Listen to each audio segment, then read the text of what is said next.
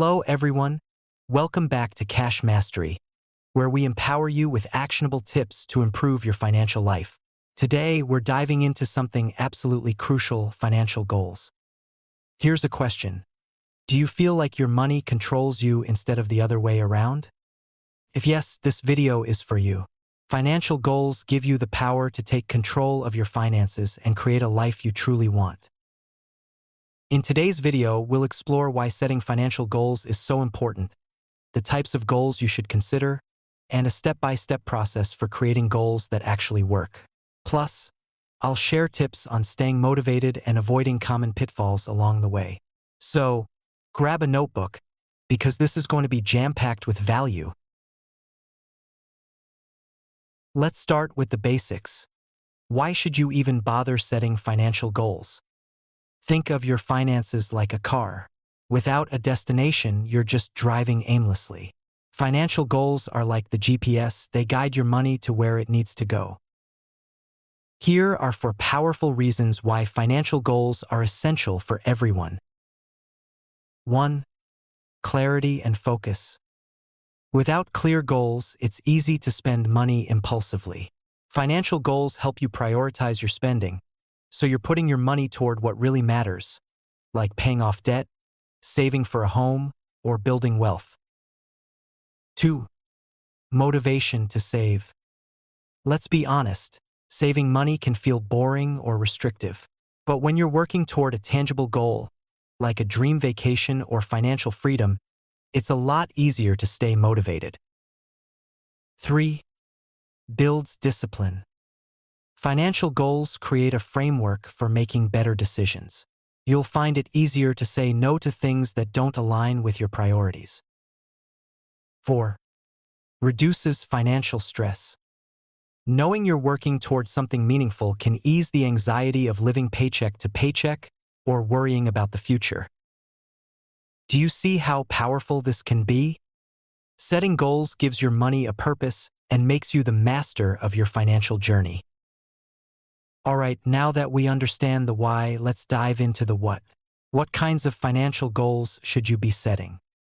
They generally fall into 3 categories: short-term, mid-term, and long-term goals.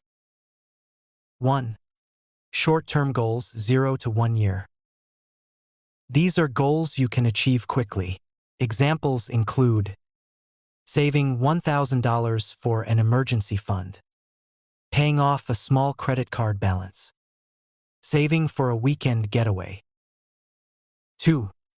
Midterm goals, 1 to 5 years.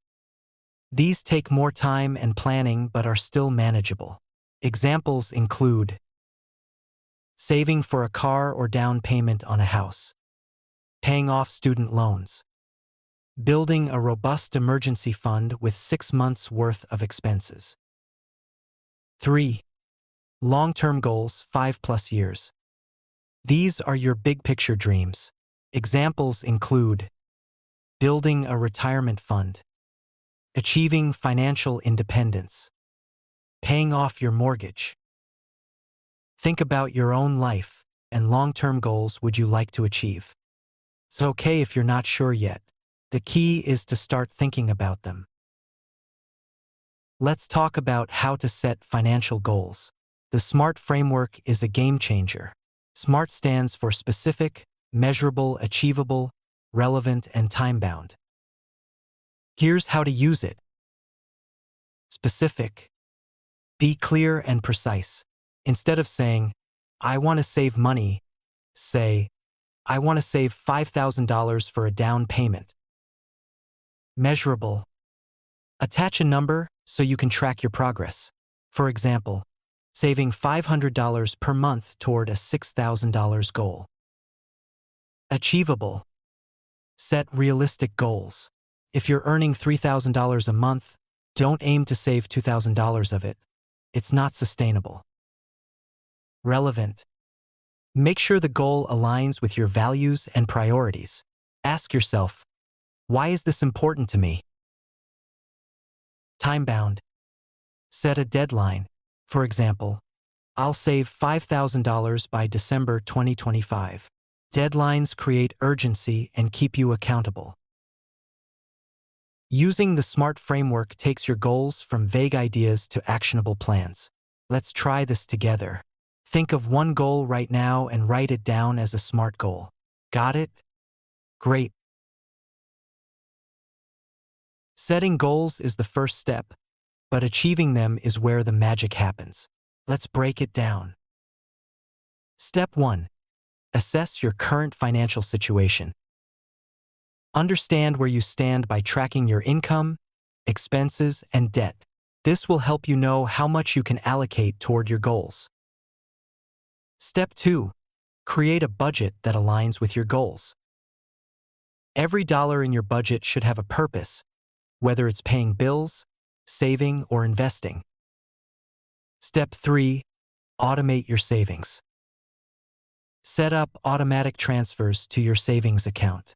This way, you're paying yourself first without even thinking about it. Step 4. Break goals into smaller milestones. Divide big goals into bite-sized pieces. For example, if you want to save $12,000 in a year, focus on saving $1,000 a month. Step 5. Review and adjust regularly. Check your progress monthly or quarterly. If something's not working, don't be afraid to tweak your approach. Step 6. Celebrate your wins.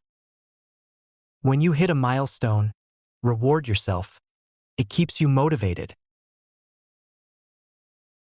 Let's talk about what not to do when setting financial goals. Being too vague. Saying, "I want to save more money," isn't enough. Be specific about how much and by when. Setting unrealistic goals. If your goal is too ambitious, you'll feel discouraged and give up. Start small and build momentum. Ignoring your why. Your goals should reflect what matters to you, not what others think you should do. Not tracking progress. Regular check-ins are crucial. It's the only way to know if you're on track. Staying motivated is one of the hardest parts of achieving financial goals. Here are some tips to keep you going. Visualize your goals. Create a vision board or use an app to track progress. Surround yourself with support. Talk to friends or family who share similar goals, or join a community. Remind yourself of your why. Write down why this goal matters and revisit it when you feel discouraged. Alright, that's it for today's video. Setting financial goals is one of the most empowering things you can do. Remember, it's not about being perfect, it's about making progress. If you found this video helpful, give it a thumbs up and share it with a friend who needs to hear this.